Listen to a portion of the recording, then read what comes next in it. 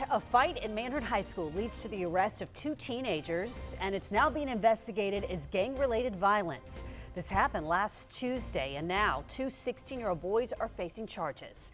Thank you for joining us for First Coast News at 6. I'm Heather Crawford. And I'm Anthony Austin. Our Riley Phillips is joining us live tonight outside the school with more on what happened in Mandarin and what parents should look out for when it comes to these issues. Yes, the Jacksonville Sheriff's Office believes this is all part of a gang-related dispute and in retaliation for another fight. I spoke with a retired JSO detective who tells me gangs are a problem in schools and parents can be part of the solution. In a hallway outside of a classroom at Mandarin High School, an affidavit released to First Coast News states 4 students waited for the 17-year-old victim to come out. The report goes on to say the victim was ambushed. 2 16-year-old boys knocked the victim to the ground, then punched and stomped on him, while the other 2 students filmed it on their cell phones. JSO confirmed the fight was gang-related and arrested the 2 16-year-olds. One way you can tell a lot of times if it's gang-related, if there's several people jumping on one person.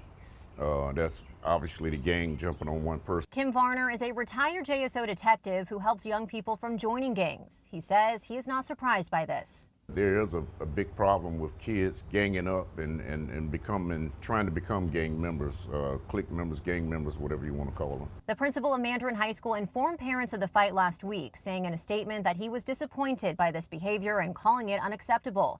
He wrote, quote, "While this incident did not involve the use of weapons, it was still appalling, and behavior of this nature should never be tolerated at our school or any school in the district."